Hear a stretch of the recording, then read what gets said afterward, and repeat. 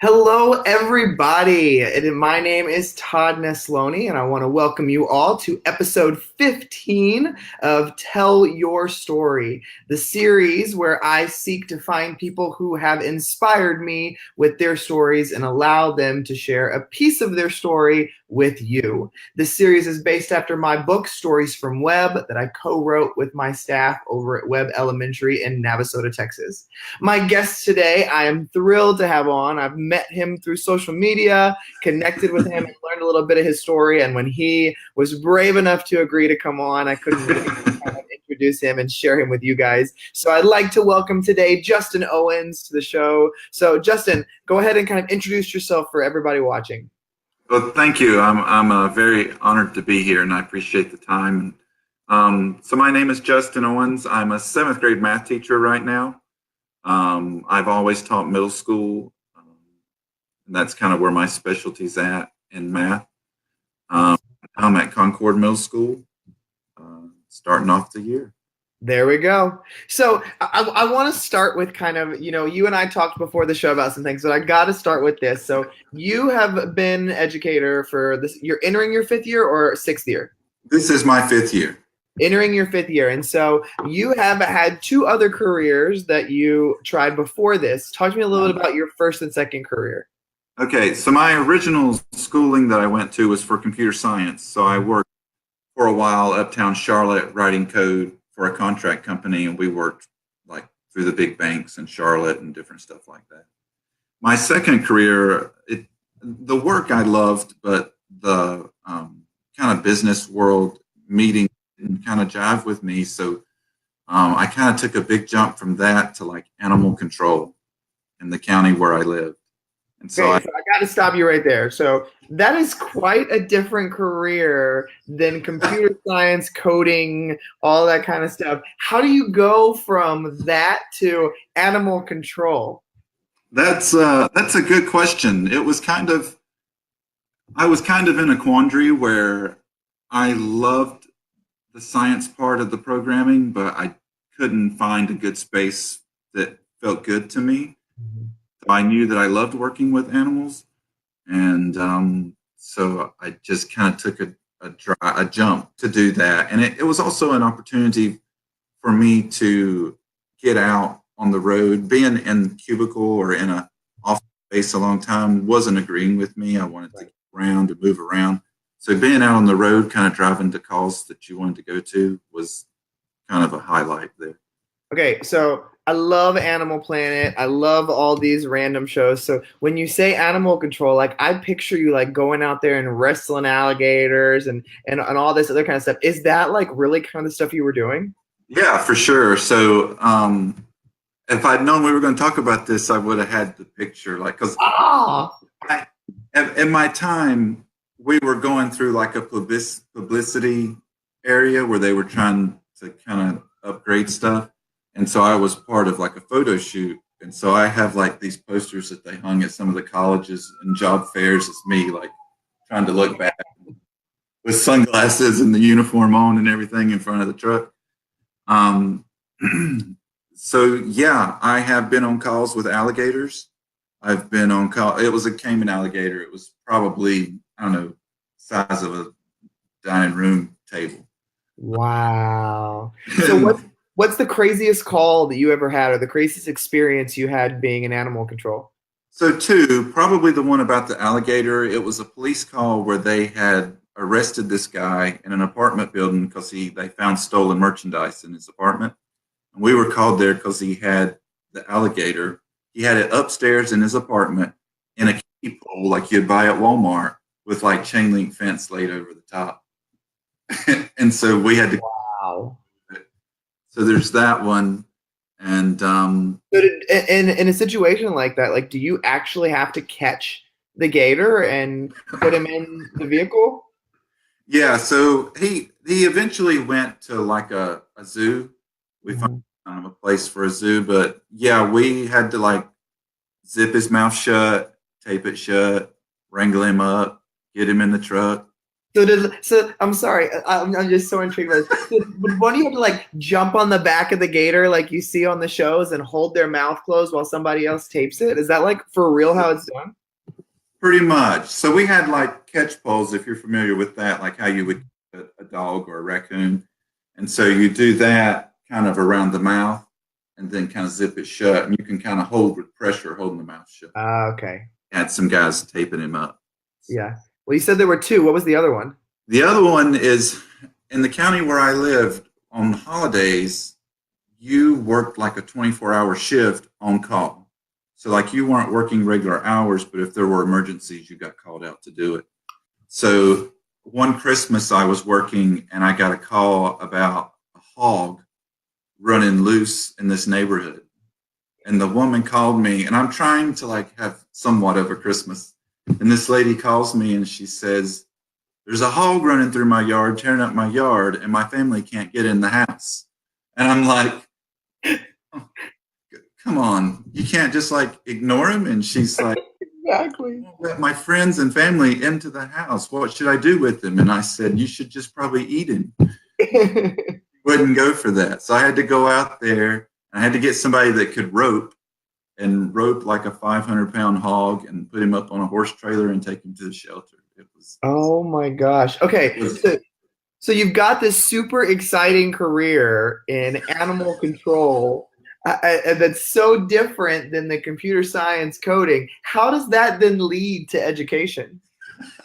it doesn't seem like a natural jump, does No, I mean this is you've got such a wide skill set, clearly. So all through those years, during those years, my brother was a children's pastor at our church. And during that time, I worked, it was about 10 years, I worked with the kids, worked in the technical stuff, and worked with puppets and different things like that. So I kind of reached a point where I realized what I should have been doing was working with the kids because that's what I loved. And so I found my way into eventually getting back to school and being able to teach. I love that. So you move from animal control to working with junior high kids, which I assume there's some similarities in For there sure. and Yeah. skill sets you can use to work with that. So what drew you to that age group? Is that just one that you really feel comfortable with, or the content just is in your wheelhouse, or? The big thing that drew me there is that, like most people in middle school, I struggled with it. Mhm. Repeated seventh grade, and math was a big reason for that.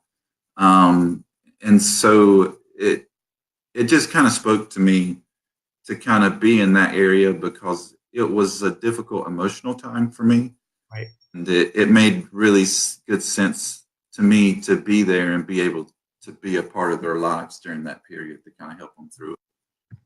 So you're entering your fifth year. You've got a couple of years under your belt now. What do you feel is probably one of the biggest lessons you've learned in the last 5 years? Um, just that there's probably always more to learn. Like I, when we talk further, we'll get into this, but a lot of times I have people that maybe want to come and see or sit in my room. That's fine. But I think understanding that really I want to be in their room and see if I can learn from them. Just kind of that idea that there's always more that you can do or try or take a risk. Well, I want to kind of jump into something you mentioned just a second ago too. You mentioned having to repeat seventh grade, and Yeah. you hear a lot in kids who repeat, typically in elementary, because Mhm. the research that shows the older they are, the more likely to hold them back. You could do more damage than good. But Mhm. when you look back at that time period Mhm. of you remaining in seventh grade for a second year, Mhm. can you look back and think, okay, there were benefits to it, or you know what, I really had to work through some things because of that?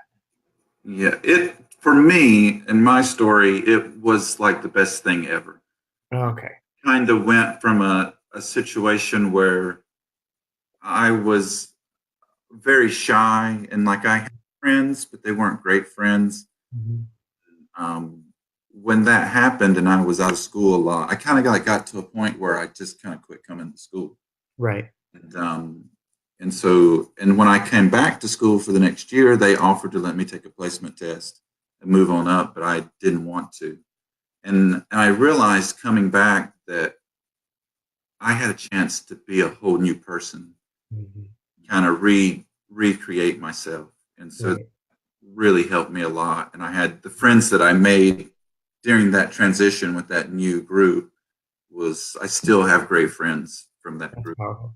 So it was for me, and I know that's not maybe necessarily normal, but for me, Right. it was fantastic. So, can you think of in your career as a student in education, can you think of a particular teacher that really reached out, or that you have a good remembrance of, or is this kind of one of those? Because I feel like all of us fall into two categories. We have an educator that really impacted us when we were growing up in school, or when you become a teacher, you didn't have anybody that really impacted you, which is why you wanted to become a teacher. So, which one of those categories do you find yourself falling in? I had two really great teachers. One was my band teacher. Mr. Mhm. He's since passed away, but he worked with us at the junior high level, and then went with us to high school as well. And he was one of those people that wasn't just a teacher, but he was also there to talk and cut up with. And we did things with him, and he like invited some of us to his wedding and stuff like that. I mean, I was still a kid then. I was like, is he crazy? Does he know? Does he really expect us to show up? Um, so that was a huge impact on me. And then traveling to games and competition and different stuff like that. His influence of like working hard and just keep trying was definitely an influence on me. That's awesome.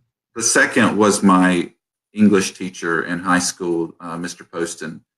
He was a creative writing teacher and an English teacher, but he, besides being my teacher, I would sit in his room a lot and just talk about what was going on in my life at the time, or what, for me at that time, what felt traumatic, which is really just high school drama. Right. He always listened and always gave me advice and always just had an ear for me there, would write me notes to encourage. So that was a big one for me as well. That's awesome. I love hearing those kind of stories of, educators that really had an impact. And you can tell that they had impacts for different reasons, which is cool too. Because like I said, I have that experience where I didn't have a teacher that really spoke to me, that really Mhm. helped me through, or did that kind of thing. And it's one of the reasons I wanted to become an educator was I wanted to leave a different impact on other kids. And so, Yeah. you've had some years in education now, like we've said a couple times, and we talked about kind of one of the lessons you learned and things like that. And what do you feel like? I mean, so talk to me about your journey to where you are now in the last 5 years. I mean, you're pretty active on social media, so Mhm. you're learning and connecting on there. What was that like getting started on social media? It was interesting. It was one of those things that I probably wouldn't have ever done if I hadn't have been to some events and heard people talk about it. Mhm. Um, and it's, the more you get out and see and hear other people's story, the more you get exposed to that stuff. And you were one of the first people that I met slash was in a keynote with. Mhm.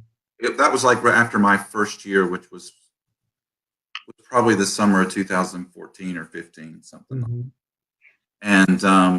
And I had no idea who you were. You had just like published your children's book, Uh-huh. like the Flip 2.0 book that you had wrote in.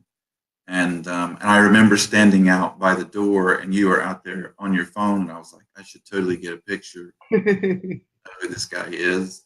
And so I didn't. And then like later when I started figuring stuff out, I was like, man, I should have done that.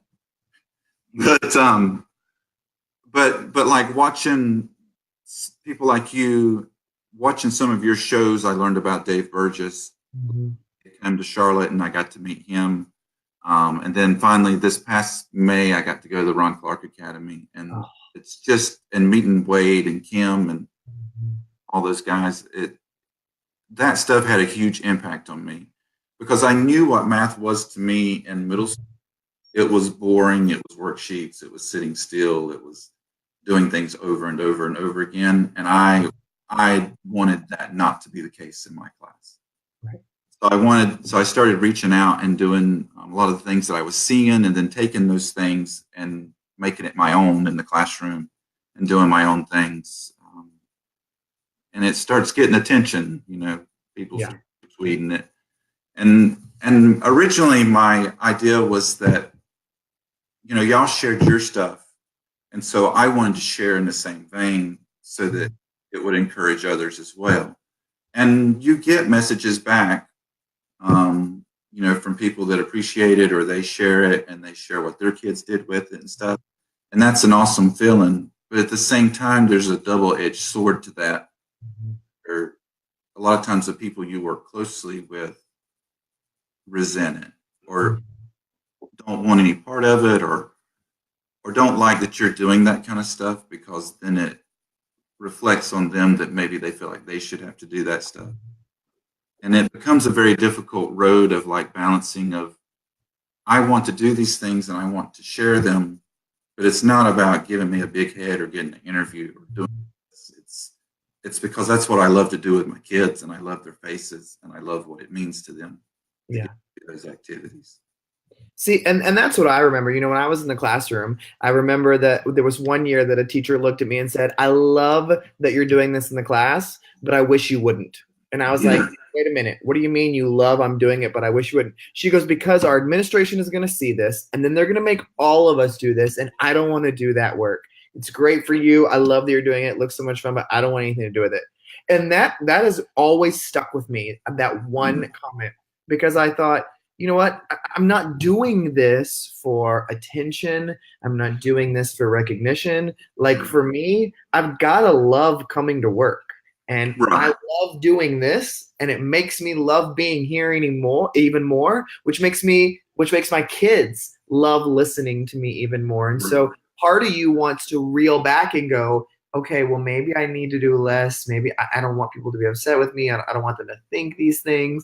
And the other side of me is always battling, going, no, screw them. You're not in this for them. You're in this for the kids. And it's Yeah. like, shut up, close your door, do what you want to do. I'm here to do what's best for kids. And so, being somebody who just has a couple of years under their belt, how do you balance that? Like, how do you work through that where you don't let it affect you super personally and you still push forward and do what's for the kids? Well, it's tough. It does affect me on some days, and it's some of the attention I get sometimes. Um, it has lost me some friends in college that I enjoyed working with, for various reasons, that they felt like I was going in a wrong direction or whatever their feelings were about it. It's it's tough. It's something that I have to pray about. It's something that I have to work on every day to make sure that I want to do these things and I want to do them for the kids and I want to share, but I also want others to know that I don't necessarily expect you to be me. Mm-hmm. I share anything I have. Everything's open if they want to take it and change it or do their version of it, whatever. I'm very open to that, but it's hard. There are nights when I come home and I'm beat up over the Yeah. like I can tell you, like, even a coworker in this new school that I'm working with has blocked me on social media, and I think it's because of the intimidation feeling of post. Yeah. Um, And and I always find that so interesting because I being connected on social media and learning from people all over the world, I'm just like, I want to find every way to celebrate people who are doing fantastic things, and I want to be right. like, teach me, show me, share more Yeah. ideas because I want to get better. And then when I run into people who are like, no, you need to sit down, you need to be quiet, and I'm like, wait, there's room for all of us. Like, Yeah. moment you silence your voice, then the less we learn and the less all of us get better. And it's like, no, and that was kind of the idea behind Stories from Web, is the whole idea that I don't want just the people who are these big wig people in the education field to have their Right. stories stories heard. It's like, I want the people who are in there every day and aren't looking for any recognition, and they have, everybody's got a story to tell. And what I love too, what you and I kind of briefly talked about too, or what you talked to me about, was that sometimes when you are trying to do fantastic things and you're trying to push boundaries, Yeah. then somebody's like, oh my gosh, I want to come see you teach. And then they show up and you're like, oh, you chose like my most of a period of the day. Yes. And now I'm like terrified of, oh, are you going to think less of me because this class is a little more difficult than the other one? Yeah. So when people do want to come see or want to hang out and they come see that, like, how do you balance that? It's still a challenge. I mean, I try to welcome it. And if they ask me like what I would prefer, then I would certainly refer them to the other classes. But really, it's okay to be observed in that light because it's reality. Yeah. I think something I'm struggling with right now is like, I want to post positive things because I want people, because I don't want to be a negative Nancy. Yeah. But at the same time, I think it's okay to be honest. Mm-hmm.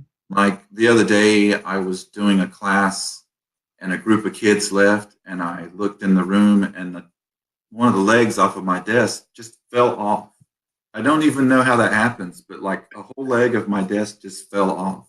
I wasn't standing on it that day, maybe the day before. Uh-huh. And I'm just like, what happened today? It wasn't that bad. Yeah. I try to just welcome it and be humble, but it's definitely like if somebody comes in to do like a walkthrough or an observation, it's a struggle of like feeling like, oh, you make it look right on screen, but it's kind of, you're exposed when somebody comes to see you that way. Well, and I love that we're talking about this because so often when we talk about the power of social media and we try to convince other educators to get on, there are some really incredible educators with huge followings on social media. And so often I find myself, I mean, even last night, my wife was like, put it down, quit worrying about it. Because I see somebody and I'm like, gosh, they do something amazing every day. And like, I had a really sucky day.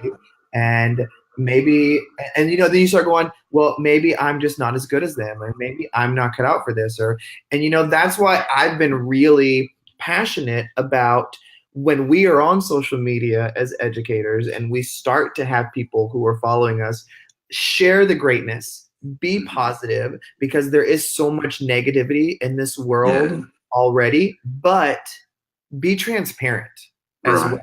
Like that's where I found, just sharing those struggles, sharing the pain. Like I'll write about blog posts when I have a terrible day, but I always do it from a lens of here's what I learned, here's how I'm going to move forward. But I think that too often when we have these people doing fantastic things and they're not sharing the struggle that it took to get there, it creates this aura of, I will never measure up. I will never compare. Why am I even on social media? Because all these other teachers are doing these fantastic things. When the reality is, all of us have moments we suck every day. I was talking to a teacher today and she was like, I don't know, Todd, this class is going to kill me. Like, I don't even know if I have it in me. Like, if I'm that teacher that I was, like, am I doing something different this year? Like, they're just eating my lunch. And I'm like, no, we have those days. Like, even the most even my heroes, Ron Clark, Kim Bearden, those kind of people, they're like, no, I still remember when we visited the Ron Clark Academy. Like, I love Hope King. She is so creative, so amazing. And I was watching her lesson and I was like, this is great. And I could tell she was really frustrated with the lesson. Like her kids weren't performing the way she wanted them to. She was having to correct them. And Hope and I are friends. And so after the lesson, I sat back and I was like, that was good, Hope. And she was like, I am so mad. I'm so frustrated that it was not my best. I know I can do better. And these people are here watching me and the kids weren't behaving. And I'm like, well, I wish that was my bad day, because my day was way worse when I did a lesson somebody came and observed. But it's that fact of, we are our worst critics.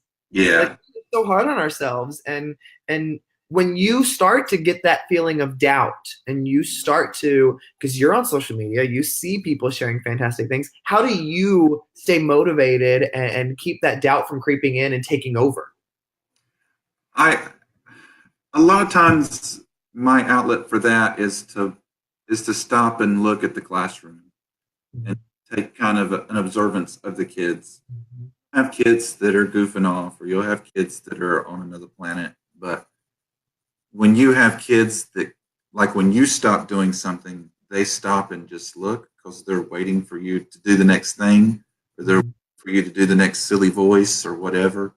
Um, it's a moment where you realize these kids are watching me and they look to me to kind of guide their day, and that's an incredible feeling. It's incredible to have that opportunity to impact how someone's day is going to go. And it can start in the morning, or it can start in my class, or it can be the end of the day. But if it's some kind of impact, it's special to me. I love that. That's awesome. Well, Justin, the last thing I want to ask you is if there was one thing you feel like more people knew about educators or the work that we do, what would you say that one thing is?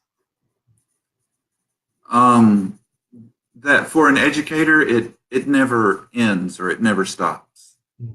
Almost like an obsession, and it's like even in this, we have summers off, which is like the biggest lie ever. Or, or like you're off after you leave school, which is not true. I'm either at a game, or I'm at the club, or I'm at home preparing for the next day or the next week, or whatever. It never stops. Like even when I'm shopping, I'm thinking, "Ooh, I could use that for unit price," you know. And it's not something, that makes us sad. Just a part of that love of doing. Yep. Everything you see is like a teaching moment. I love that. Well, Justin, I got to tell you, for our listeners and our viewers here today, I got to say, Justin was real nervous about coming on tonight. I'm going to call you out, Justin, but you killed it, man. And I just want to tell you, I really appreciate, and I share that for the listeners and viewers to know that telling your story requires you to be brave. And it requires you to be uncomfortable. At Webb, we say at the end of every announcement, remember the most important rule at Webb Elementary, and all the kids will say, be brave.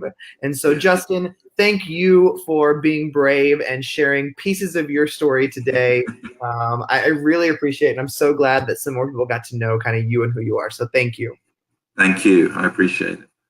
And for the rest of my viewers and listeners, thank you so much for joining me for episode 15 of Tell Your Story. I'm so thrilled to have you here every single week. Make sure that you join in us. These episodes are on Facebook, on YouTube, and on iTunes. You can subscribe today. And if you leave a review on iTunes with the hashtag Tell Your Story and your Twitter handle, I will contact you about potentially winning a copy of Stories from Webb.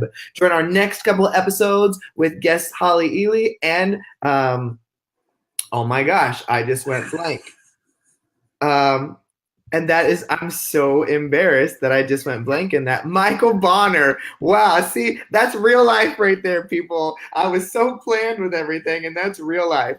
So join us for the next couple weeks every Tuesday at 8 p.m. Central Standard Time, live as we have these conversations. I hope everybody has a wonderful week.